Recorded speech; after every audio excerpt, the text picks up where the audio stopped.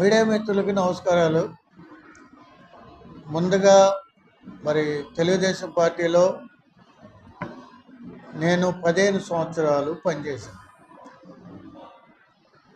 State ప్రెసిడెంట్గా కీస్టర్న్ విభాగంలో పనిచేశాను. జనరల్ సెక్రటరీగా కీస్టర్న్ విభాగంలో పనిచేశాను. ముందుగా క్రైస్తవులకు పెద్దపీట వేసింది చంద్రబాబు నాయుడు గారు. ఎందుకంటే ప్రతిపక్షంలో ఉన్నప్పుడు చంద్రబాబు నాయుడు గారు క్రైస్తవుల్ని ఎంతో గౌరవించారు. మరి సెమీ క్రిస్మస్లు జరిగించారు. పాస్టర్లకి, బిషప్పులకి, ఆర్చ్ బిషప్పులకి, మిషనరీలని ఎంతో గౌరవించారు. నేను సోషల్ మీడియాలో ఇంకా అనేక సార్లు వింటున్నాను, క్రైస్తవులు మరి వ్యతిరేకంగా ఉన్నారని. కొన్ని విషయాలు నేను విని మీడియా ముందుకు వస్తాం జరిగింది.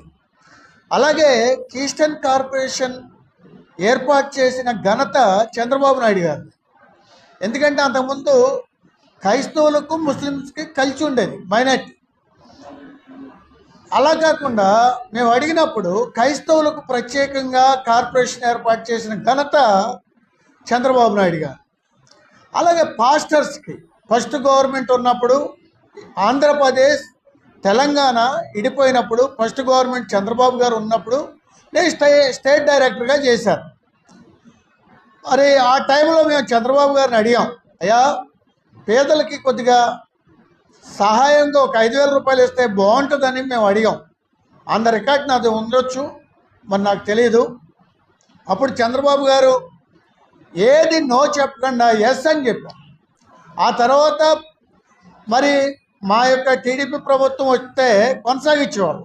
ఆ తర్వాత జగన్మోహన్ రెడ్డి గారి ప్రభుత్వం వచ్చింది. ఆ తర్వాత మరి మేము ప్రతిపక్షంగా ఉండటం జరిగింది. అలాగే ఇప్పుడు టీడీపీ ప్రభుత్వంలో పాస్టర్స్కి ఒకసారి అమౌంట్ వేస్తాం జరిగింది, చాలామంది చెప్పారు. కాబట్టి చంద్రబాబు గారు క్రైస్తవులకు వ్యతిరేకి కాదు. ఆయన క్రైస్తవులను ఎంతో గౌరవించి మరి వచ్చిన వాళ్ళకి విందించి అనేక మరి ఎంతో గౌరవప్రదంగా వారు చూస్తాం జరుగుతుంది. అలాగనే మరి ఇక్కడ నోగంటిపల్లి ఎక్కడో అవసరం లేదు, ఆఖరిపల్లి దగ్గర నోగంటిపల్లి మందిరాలు కట్టిస్తానికి ఫండ్స్ రిలీజ్ చేశారు. అప్పుడు నేను స్టేట్ డైరెక్టర్గా ఉన్నాను. మరి జార్జ్ గారు మందిరం కట్టించబడటానికి కీస్టర్న్ కార్పొరేషన్ నుంచి వెళ్ళిన ఫండ్సే. అలాగే అనేక సార్ల మందిరాలు కట్టించబడినాయి. చంద్రబాబు గారు క్రైస్తవులకు ఆయన ఎంత చేయాలో అంత చేస్తున్నారు. అంతేగాని తొందరపడి క్రైస్తవులకు వ్యతిరేకి క్రైస్తవులకి ఏం జరగట్లేదు అనేది తప్పండి. కాబట్టి మమ్మల్ని ఎంతో బాగా చూశారు. మేము మరి సీనియర్ లీడర్గా ఉన్నాం, టీడీపీలో ప్రతిపక్షంలో ఉన్నాం. ప్రతిపక్షంలో ఉన్నప్పుడు గవర్నమెంట్ లేదని ఆయన క్రైస్తవులను వదిలిపెట్టలా.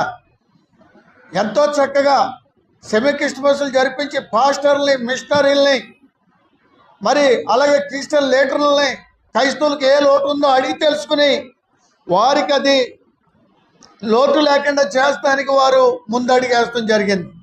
కాబట్టి ఈ మీడియా పూర్వకంగా నేను మాట్లాడేది ఏంటంటే, చంద్రబాబు గారు క్రైస్తవులను ఎంతో మంచిగా చూశారు. ఎవరో నోటుకొచ్చినట్టు మాట్లాడతాం, లేకపోతే మరి వాళ్ళకి ఇష్టానుసారంగా మాట్లాడతాం. దీన్ని నేను తీవ్రంగా ఖండిస్తున్నాను. అలాగే లోకేష్ బాబు గారు కూడా క్రైస్తవులను ఎంతో గౌరవిస్తారు. ఇప్పుడు నేను వెళ్ళినా వారు ఎంతో చక్కగా పలకరించి క్రైస్తవులకు ఎంతో గౌరవిస్తారు. కాబట్టి చాలామంది నేను సోషల్ మీడియాలో అలాగే కొన్ని న్యూస్ పత్రికల ద్వారా నేను వినటం జరిగింది. చంద్రబాబు గారు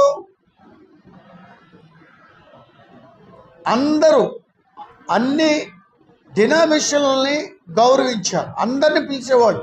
సెమీ క్రిస్మస్కి ఈ డినామినేషన్ అనేది కాకుండా అందరికీ నోటిఫికేషన్ లెటర్ పంపించేవాడు, ఎల్లని వారికి కూడా పంపించేవాడు. కాబట్టి ఈ మీడియా పూర్వకంగా నేను తెలియజేసేది ఏంటంటే, క్రైస్తవులకు పెద్దపీట వేసింది చంద్రబాబు నాయుడు గారు. అలాగే నంద్యాలలో మేము ఎలక్షన్కి వెళ్ళాం ఫస్ట్ గవర్నమెంట్లో. ఒక గంటన్నర పాస్టర్స్తో సీఎం గారు స్పెండ్ చేశారు. గంటన్నర, 10 నిమిషాలు కాదు. నేను ఉన్నాను అప్పుడు స్టేట్ డైరెక్టర్గా. వారి యొక్క సమస్యలు అడిగి తెలుసుకున్నారు. కాబట్టి నేను ఈ మీడియా పూర్వకంగా తెలియజేసేది ఏంటంటే, ఏదైనా డెవలప్మెంట్ జరగాలంటే, క్రైస్తవులకు న్యాయం జరగాలంటే, క్రైస్తవుల్లో ఉన్న ఎటువంటి ప్రాబ్లమ్స్ అయినా క్లియర్ అవ్వాలంటే అది చంద్రబాబు నాయుడు గారి వల్ల అవుతుంది, కానీ మరొకరి వల్ల కాదు అని మీడియా పత్రిక సమావేశంగా నేను తెలియజేయడం జరుగుతుంది.